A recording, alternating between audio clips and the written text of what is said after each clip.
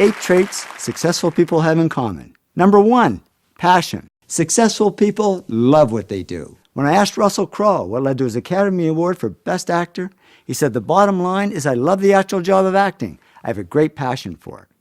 Successful people in all fields love what they do, whether it's astrophysicist Jamie Matthews, author J.K. Rowling, or athlete Michael Phelps. And not just big names. Margaret McMillan, a history professor, says, I spent my life doing what I love. Carlos, a bus driver I sit with at Starbucks, says, I love what I do. I've only missed 3 days in 4 years. And believe it or not, even successful dentists love what they do. Izzy Novak says, I love dentistry. I can't imagine being anything else. But what about business? Many of you are in business, and we tend to think that business is more about cold numbers than hot passion, more about logic than love. So what surprised me was how often successful business people actually use the words passion or love when they talk about their work. When Jack Welch was CEO of General Electric, he was asked if he liked his job. He said, no, I don't like this job. I love this job. We can have passion for a profession. Kathleen Lane, she's strategist at WorkCard, says, I found a profession I love. She also says, stress isn't working 15 hours at a job you like. Stress is working 15 minutes at a job you dislike. We can have a passion for people. Nez Hallett III, CEO of Smart Wireless, says, I used to be in sales, now I'm a CEO. I just love being around people. We can have passion for a product. James Dyson, the vacuum cleaner guy, says, I love vacuum cleaners, and I will love them until the day I die. Yep, when he dies, they're just going to cremate him and then suck up those ashes with a Dyson vacuum and place it on the shelf. We can have passion for a particular field. Anita Roddick, the great founder of The Body Shop, once said, I love retailing. I love buying and selling and making connections. She also said, I don't like systems, financial sheets, or plans. Yes, no matter how much we love what we do, there's always going to be stuff we don't love. The trick is to make sure the stuff you don't love only takes up 20% of your time, and the stuff you do love takes up 80%. If it's the other way around, we're in the wrong job. Passion is sometimes mistaken for ambition. People call Donald Trump ambitious, but he says, I'm not ambitious. I just love what I do. And if you love what you do a lot of stuff. And then people say, oh, you're ambitious. The cool thing about passion is it turns underachievers into superachievers. I have a long list of famous underachievers, like Albert Einstein, who people said would go nowhere when they were young. For instance, who said this? Besides me. I was sitting in my room being a depressed guy, trying to figure out what I was doing with my life. Turns out it was Bill Gates. Bill was such an underachiever, his parents actually sent him to counseling. Yeah, I can just hear the neighbors back then saying, geez, that Gates kid, what a loser. He's never going to go anywhere.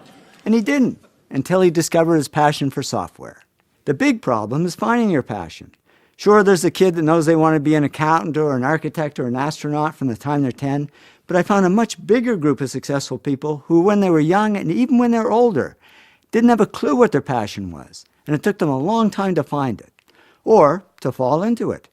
Don Lepore, Chief Information Officer at Charles Schwab, said to me, I fell into what I do, and I didn't know I loved it until I fell into it. And I hear that a lot.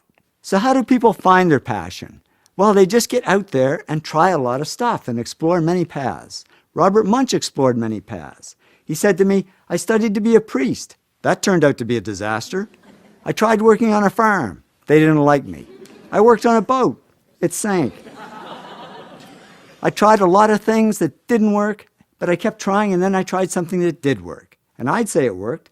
As a children's author, he sold over 40 million books. Yes, finding a job we love is like finding a person we love. Sometimes we just got to go on a lot of really bad dates before we find the right one. Now, I read a survey of 18 to 25-year-olds, and 81% said their first or second life goal was to get rich. And I thought, boy, they've got it all wrong, because I've interviewed many millionaires and billionaires, and guess how many of them said their life goal was to get rich? 0. They didn't do it for money, they did it for love. They went for the zing, not the ka-ching ka-ching. When Bill Gates and Paul Allen started Microsoft, they didn't do it for the money. Bill says Paul and I never thought we'd make much money. We just loved writing software. And with that attitude, he became the richest man in the world. J.K. Rowling didn't write Harry Potter books for the money. She said, I love writing these books. I just wanted to make enough money to continue to write. And with that attitude, she became a billionaire. I became a millionaire by following my heart, not my wallet, and a number of times I walked away from great-paying jobs to do poor-paying jobs I love better.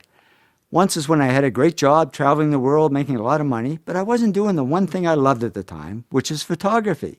So I said, I think I'll leave and start my own little photo company.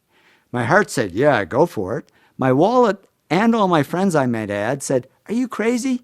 You can't walk away from all the money. You'll starve. I didn't listen to them. I walked away.